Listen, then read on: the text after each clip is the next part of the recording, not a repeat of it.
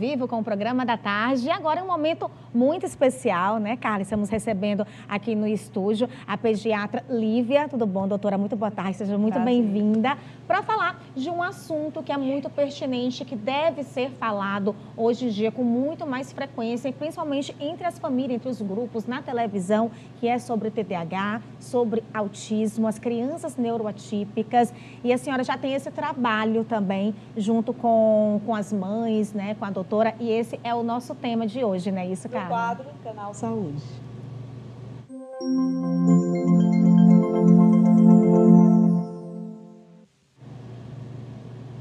Doutora Lívia Brunet, seja muito bem-vinda aqui ao nosso programa da tarde. Vamos falar sobre esse assunto que é tão importante, né? E a gente, inclusive, já convida todo mundo, né, Suiane, para de casa participar com a gente, mandar mensagens e interagir através do nosso WhatsApp, que é o 869-9411-7777. A doutora Lívia, ela é pediatra e ela tem pós-graduação em psiquiatria infantil, TDAH e autismo. Doutora, por que essa vontade de se especializar nessa área, hein? Pronto. Boa tarde, primeiro a todos, né? Quando eu terminei pediatria, na verdade, durante a especialização, né? Eu sou mãe de 2, né? Do José e da Maria. E aí, o comportamento da Maria sempre foi motivo de atenção. Ela sempre foi muito danada, não parava quieta. Então, assim, quando ela começou a vida escolar, né, veio a pandemia, ficou sem estudar. Quando ela voltou, que ela começou a vida escolar, foi que a gente realmente percebeu alguns prejuízos. E aí foi isso que me motivou a estudar mais, a me especializar mais, porque eu precisava entender a minha filha, né? A gente, quando conhece os nossos filhos, é muito mais fácil a gente direcionar e dar o melhor caminho para eles. Eu lembro quando eu era mais jovem, doutora, perto da casa da minha mãe, que mora lá no bairro Mocambinho, aliás, um abraço especial para todo mundo aí do bairro Mocambinho que está assistindo a gente, me chamava muito a atenção quando eu ia pegar o ônibus, e aí eu ia caminhando até a parada, e aí eu via um adolescente mais da minha idade, sempre que eu passava ele estava lá e tinha não tinha um muro, era uma grade, e ele sempre ficava muito, né, agitado e tal, e a mãe era amiga da minha mãe. E aí eu via falando, ele tem autismo e tudo, mas antigamente, doutora, quando a gente falava, ou quando a gente via alguém com autismo, a gente tinha outro tipo de interpretação. Eu lembro muito que, inclusive, é terrível falar sobre isso, mas que é fato, as pessoas diziam, fulano é doido. É mongol, é retardado. Era, né? Muito isso na escola. Porque esse diagnóstico, ele era um diagnóstico que vinha para quem tinha ali o diagnóstico do autismo severo. E aí meio que a gente foi vivendo nessa cultura de que autismo tem essa relação. E eu acho maravilhoso esse movimento que tá se tendo de mães como você, de terem toda essa sensibilidade, de ir em busca, de estudar. E aí a gente está vendo aí, inclusive, muitos adultos recebendo o diagnóstico, tanto do autismo quanto do TDAH. O que acontecia antigamente é que, assim, ainda hoje acontece. Ainda hoje? O termo autismo é dado como pejorativo. Esse menino é agressivo, é um autista, tendo ou não o diagnóstico, né? Ainda hoje é desse jeito. Então, o que acontece é que as pessoas esquecem que o autismo é um mundo de sinais, é um espectro que cada criança tem um jeito diferente de se comportar. De ver o mundo, né? Exatamente, de ver o mundo. Então, alguns são mais agressivos, outros não têm problema na comunicação, com as terapias acabam melhorando a comunicação e se desenvolvem, e aí é tanto que as pessoas falam assim, mas nem parece que é autista, né? Então, assim, autismo não tem cara, né? A gente precisa tirar isso da cabeça. Autismo não tem cara, autismo tem as suas particularidades, é diferente, e não é porque é diferente que é errado ou que é uma doença. né? Antigamente, tudo que era diferente já passava como errado, já passava como uma doença, entendeu? A gente veio, inclusive, agora desse mês de abril, que é um mês de conscientização do autismo. A gente trabalha muito a inclusão, que é importante ao mesmo tempo que a gente fala sobre autismo, sobre TDAH, é importante a gente falar também sobre essa inclusão. A gente estava conversando no intervalo que quando a gente conhece, quando a gente tem consciência de qual da importância de se conhecer a criança, da importância de se conhecer o adulto, adolescente, a partir do momento que você conhece, que você sabe, que você estuda, automaticamente o preconceito já diminui. Porque o preconceito hoje é não conhecer, é não saber. A partir do momento que você aceita as diferenças, esse preconceito diminui e automaticamente a inclusão acontece, né? A gente, esses dias no grupo de mães, estava sendo discutido convidar ou não convidar todos os amiguinhos para uma festa. Aquela criança que é autista, que tem mais dificuldade de socializar, acaba não sendo convidada para as festas infantis. Por quê? As pessoas não querem ter aquele trabalho, aquela empatia de incluir. E acaba gerando preconceito. E acaba... isso é uma triste realidade. E é uma triste realidade, exatamente. Né? E assim, é um grupo de mães de classe média alta, que que têm conhecimento, que estudaram, e mesmo assim a gente ainda vê. Né? Inclusive, doutora, eu vejo também, por exemplo, que tem muitas mulheres que sabem, porque a gente que tem um filho em casa, a gente percebe todos os sinais. Eu não estou falando só em relação ao autismo, mas em relação à vida. Mãe sabe. Mãe sabe. Você pode se enganar, mas a mãe sabe. E aí o que acontece? Muitas vezes o preconceito está ali nela. É enraizado, porque ela não quer aceitar. E ela fica o tempo todo lutando contra aquilo. Mas olha, isso só vai fazer mal para o seu filho, para essa criança, que ela pode ter um desenvolvimento imenso na vida dela. Olha as perdas que ela vai ter ao não iniciar um tratamento ainda quando criança. Por exemplo, quando se descobre, muita gente, a Suiane mesmo descobriu que tem TDAH há um tempo desse. Então, assim, ela já deve ter sofrido uma vida inteira. Eu conheço a Suiane há mais de 20 anos e ela sempre foi essa menina levada, danada, sapeca, que fazia um monte de coisa e que sempre foi muito julgada, inclusive, pelas pessoas, pela forma dela de agir. Verdade. Então, hoje ela tem esse diagnóstico de TDAH e talvez para ela hoje seja muito mais leve libertador. Saber que tudo o que aconteceu foi por conta disso, né, Suiane? Verdade, por conta de uma condição, né? Uma condição que você acaba tendo e que, sendo direcionada da forma certa, você consegue, com certeza, ter uma qualidade de vida muito melhor, né? Eu sou mãe de uma criança de 6 anos, doutora, e eu tive um bebê de pandemia, digamos assim, né? Ele viveu a pandemia ali no iníciozinho da vida dele. E eu estudei muito sobre autismo, porque no início da vida dele, eu cheguei a suspeitar que meu filho tinha autismo, né? E eu dizia para os médicos, eu quero o diagnóstico. Se ele tem, se ele não tem, para mim não importa. Eu quero o diagnóstico, porque se o diagnóstico for esse, eu vou tratar. Então, minha preocupação era aquilo. Levei para o doutor Joniel, que é um neuro maravilhoso. Um beijo se estiver me assistindo. E ele foi maravilhoso também com a gente, e consultou e tudo. Passou para uma fono, falou, olha, matricule imediatamente numa escola, numa crechezinha. Ele vinha trancado dentro de casa, né, sem contato com ninguém. Matricule urgente numa crechezinha, bote na fono e psicóloga. Não tem como fechar diagnóstico, era uma criança muito pequena ainda, e vamos acompanhar. Entramos com esse diagnóstico, ele fez, matriculei na creche, passou 3 meses na fono. Em 3 meses ele recebeu alta, falando pelos cotovelos, entrou lá sem falar um ai. Fala mais que eu, hoje em dia tem um repertório que eu fico, meu Deus, incrível.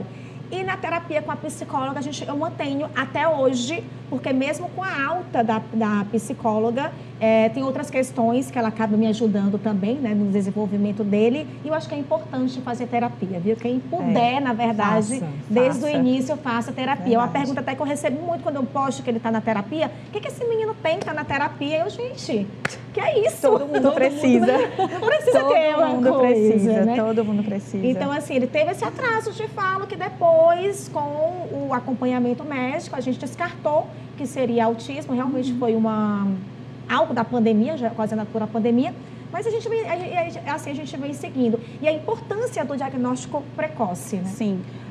No seu caso, né, você aceitou, você buscou o conhecer e aceitar o diagnóstico. Vamos supor que o Joniel falou assim, olha, não dá para fechar. Então meu filho não é, então eu não vou fazer nenhuma terapia. Isso acontece muito, isso atrasa muito o desenvolvimento da criança. Então, a partir do momento que você tem uma queixa, por exemplo, meu filho tem atraso da fala. Meu filho mais velho teve, o José. Ele teve atraso na fala, ele foi para fono, psicóloga, tudo. Foi descartado. Mas eu tinha essa inquietude. Por que ele está com esse atraso? Não, pois isso aqui está me incomodando. Então, eu vou atrás, ele vai fazer terapia, e eu coloquei em tudo que podia, eu coloquei. Então, pecar pelo excesso é melhor. Exatamente. Então, assim, terapia nunca é demais. Nunca é demais. Então, assim, quando você tem uma queixa, tendo ou não o diagnóstico fechado, resolva. Está com atraso na fala? Fono. Tem alteração no comportamento? Psicóloga. Todo mundo trabalha junto, em equipe, justamente para trazer essa criança que está lá embaixo para o seu máximo, né? Lá na frente, esse adulto, ele vai ser um adulto funcional, ele não vai ter mais nenhum prejuízo, ele vai conseguir se socializar muito melhor. Então, assim, não fiquem esperando o diagnóstico fechar. A terapia, quanto mais precoce ela for, melhor para o desenvolvimento do filho. Até porque, às vezes, doutor, o diagnóstico ele não fecha mesmo. Não fecha. É um diagnóstico, principalmente para quem tem essa condição mais leve, é muito difícil. É muito difícil o fechamento desse diagnóstico. Exatamente. Né? Mas se você aí, que é mãe, e você que tem a criança em casa, que você sente e que o diagnóstico não fecha, mas que você sente, não para. Continua até um dia fechar, exatamente, ou seja, para o autismo ou para o TDAH, não importa. O importante é você se manter ali, né, buscando toda essa orientação para que essa criança tenha um melhor desenvolvimento, para que ela não se torne um adulto e depois aí lá depois de um certo tempo ela sofreu durante a vida toda, né? Porque sofreu muitas vezes isso acontece. Agora, doutora, para explicar para quem tem em casa, o que é autismo e o que é o TDAH e qual a diferença dos dois? E para complementar, uma mãe que tem autismo ou que tem um TDAH, o filho ele pode tem alguma relação? Pronto, tem relação sim. O autismo é um transtorno do neurodesenvolvimento, né, que afeta a comunicação, interação social e alguns movimentos estereotipados, né? Tem uma vasta, a gente fala que é o espectro, né? Então, são muitos sinais e sintomas, tá? O TDAH também é um transtorno do neurodesenvolvimento que afeta principalmente ali o córtex pré-frontal, né? Que é o responsável pelas funções executivas, pela memória, pelo controle das emoções. Então, assim, o TDAH, ele tem 3 formas, você até falou, né, que é mais hiperativo. Tem 3 apresentações. Ele pode ser do perfil desatento, hiperativo ou combinado, que é o desatento com a hiperatividade. Os 2 transtornos, eles podem caminhar juntos, né? Um não descarta a presença do outro e tem sim fator genético, né? Então, assim, se o pai, geralmente vem do pai, né? Se o pai tem, muito provavelmente a chance é muito maior do filho ter autismo, não principalmente. Não necessariamente vai ter. Não necessariamente vai ter, mas a grande probabilidade. Então, tanto pode vir do pai quanto da mãe? Tanto do pai quanto da mãe. É mais provável do pai. Mais provável do pai, provável doutora? do pai. Já tem estudos mostrando que é mais provável do pai. Olha, eu não sabia disso, mais provável do pai. Né? Então, vamos lá. Então, o pai do Davi não tem. Até então, a gente não sabe, a gente acha que não, né? Mas é que eu digo, a gente acha que não, porque eu já vi. O fator genético, porque tem o fator genético e o fator ambiental também. A gente acha que não, porque eu já vi, eu estou dizendo isso, acho que não, porque assim, eu já vi amigas minhas que foram diagnosticadas, o filho foi diagnosticado com autismo, que depois do diagnóstico do filho, descobriu o diagnóstico do marido. Na sequência. Acontece muito, entendeu? Porque vai na consulta e o pai... Mas eu era assim quando eu era pequeno, mas eu era assim, mas eu também acontecia isso comigo. Então, aí acaba descobrindo o diagnóstico depois. Por isso que eu estou falando, eu vejo muitas amigas minhas, semana passada eu estava conversando com uma amiga minha, e ela estava dizendo, Carla, a gente descobriu agora que meu marido com 40 anos tem autismo. Porque o meu filho tem E aí a gente foi fazer o diagnóstico da criança, porque quando se vai fazer o levantamento de estudo, inclui a família e toda. lá foi se descoberto exatamente essa situação. Eu também tinha isso, e foi feita a investigação e foi descoberto que ele também tinha um autismo. E eu falei, e aí elas... Agora eu estou começando a entender certas coisas que aconteciam no nosso casamento, que não batia, porque também vamos combinar, gente, é muito difícil conviver com um cônjuge que não sabe, por exemplo, que tem alguém que tem ali o TDAH. Porque você que está ali na convivência, você não entende alguns comportamentos. Né, mamãe que eu diga em casa, meu Deus. A gente fica, TDAH, né? Tem hora que você não quer mais falar com ninguém, porque você já está com aquele esgotamento mental. Justamente, quer seu cantinho ali, né? O que acontece no TDAH, no TEA, que é mais leve, né?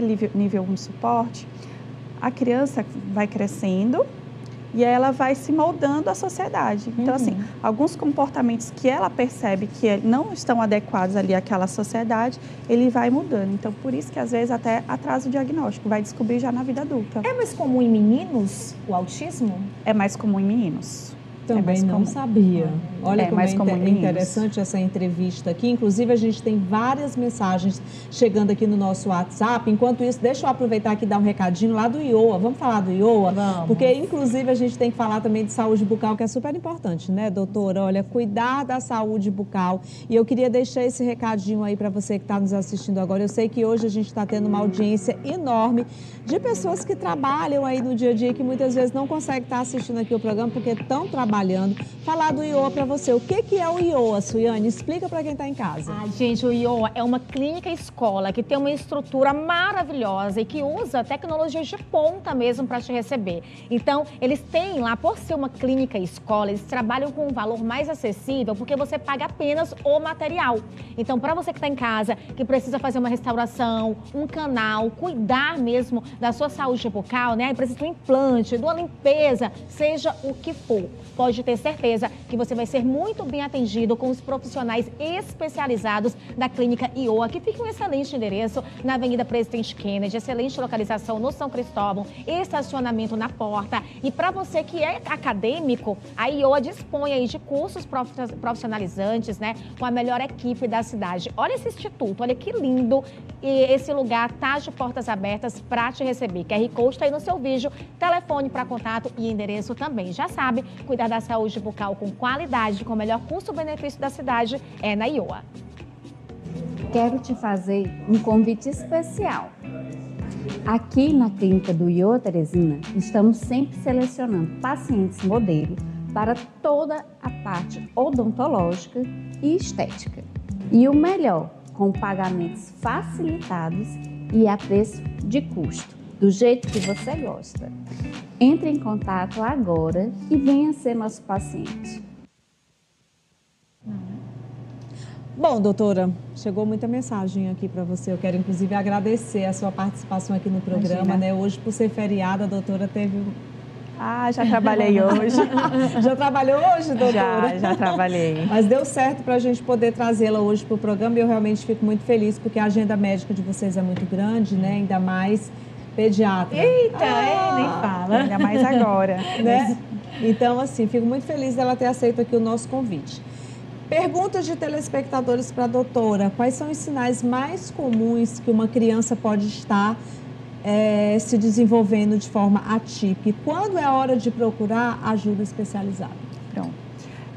Geralmente, no TEA, né, os primeiros sinais, eles estão lá desde bebezinho. Às vezes passa despercebido, porque a demanda é a mãe que toma de conta, né? Então, é a mãe que faz tudo pela criança. Então, começa a aparecer ali nos 2 anos, que é quando a criança tem um pouco mais de autonomia, e aí a gente acaba percebendo esses sinais. O atraso da fala, não conseguir se comunicar, por exemplo, apontar, mostrar o que quer. Andar na ponta dos pés não é obrigatório, né? Tem outras patologias também que causam esse andar na ponta do pé, não é um estigma do autismo, mas é um sinal de alerta. A seletividade alimentar também é muito importante, a gente vê bastante. alterações do sono, alteração do trânsito intestinal, do humor, do olho, doutora, humor, também, o olho essa no olho, atenção visual. sustentada, exatamente, essa atenção sustentada do olho no olho, o brincar sozinho é muito forte nessa idade. A criança ela não se interessa pelos pares da mesma idade, né?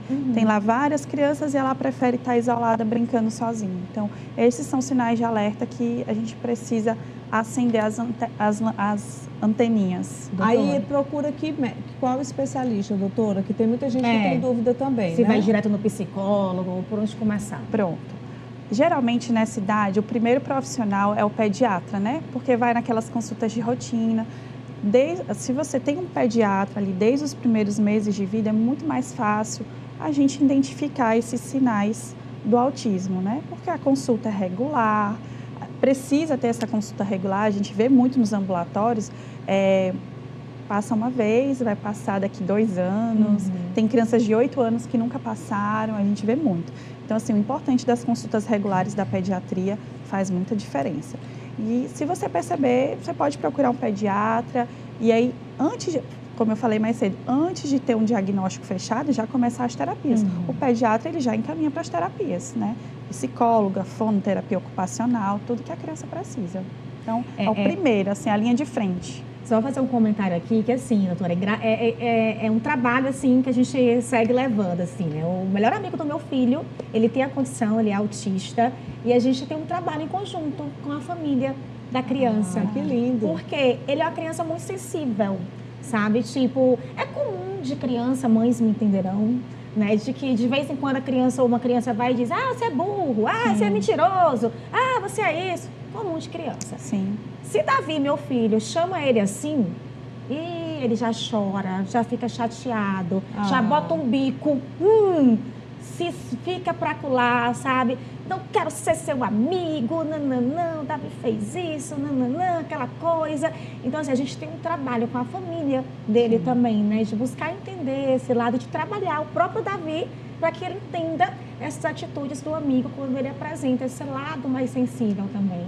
E assim, preparar, porque lá na frente ele vai encontrar outras pessoas que não são amigos. Sim. E vão falar essas coisas. Então, assim, a gente precisa preparar o emocional dos nossos filhos para saber agir com essas outras crianças, né? Mostrar para elas que ele é desse jeito, que ele é diferente, que não é errado ser desse jeito. Não é errado ser diferente. Exatamente, não é errado ser diferente, que é mais sensível, que pode acontecer não só com o amigo, mas com outras crianças também. Tem crianças que não têm nenhum transtorno, né? Não tem nenhuma alteração de comportamento e são mais sensíveis, né? E acabam realmente...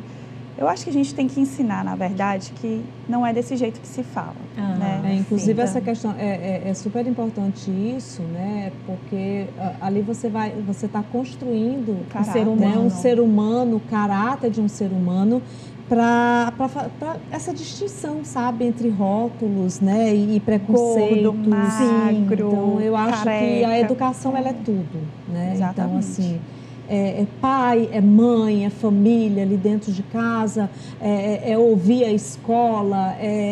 A gente vê que nessa vida corrida, infelizmente, tem muita gente que não tem a condição, inclusive, de ter médicos, psicólogos, de não ter uma equipe multiprofissional. Só o que a gente vê são pessoas que não têm, cada vez mais a gente vê pessoas vulneráveis sem essa condição. Então a gente precisa ter empatia, não custa nada para a gente ajudar. Eu sempre falo, sabe, doutora, que não é só a ajuda financeira que faz a diferença.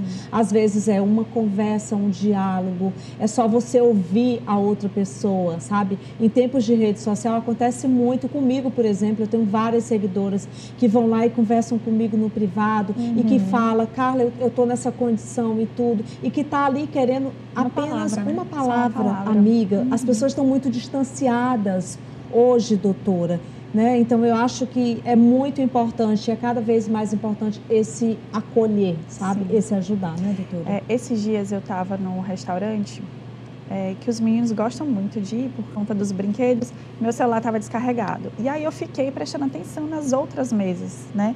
A gente geralmente está no celular. E eu comecei a olhar, ninguém conversa mais numa mesa. Então, a pessoa se sente mais realmente sozinha. Às vezes só quer desabafar. Então, essa ajuda não é só financeira, realmente. Às vezes, aquela mãe, né, de uma criança típica ou atípica, né?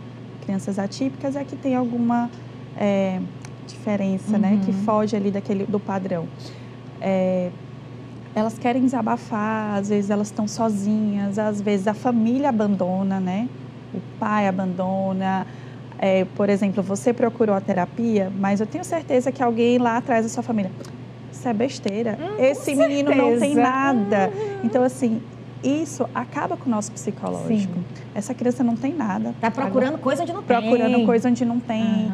Está inventando doença. Então, assim, realmente é uma carga muito grande emocional e a gente precisa do apoio de todo mundo. E as mulheres sofrem muito, né, doutora? Muitas mães, muitas mulheres. Eu fui secretária da mulher e nós, dentro de um serviço lá, Florescer, nós atendíamos muitas mulheres, né, com filhos autistas, buscando esse apoio, porque mulheres vítimas de violência, que o marido abandonou quando descobriu-se ali o diagnóstico da criança. É muito comum. É muito comum. Eu conheço, assim, pessoas do lado que isso acontece. E aí, quando se é alguém que tem uma condição que consiga, e quando é uma pessoa vulnerável, então eu digo sempre que a empatia é tudo, olhar para o próximo, tentar ajudar, porque isso aqui, minha gente, na verdade, é só uma passagem. Doutora, exatamente. Muito obrigada pela participação no programa. Eu quero que você venha mais vezes. Maravilhosa, doutora. Aliás, eu já vou falar com a minha produção para levá-la no meu podcast, tá? No podcast do canal ótimo. Saúde. Obrigada. Para a gente poder conversar ainda mais sobre esse assunto que é tão importante, tá? Esse foi o quadro Canal Saúde.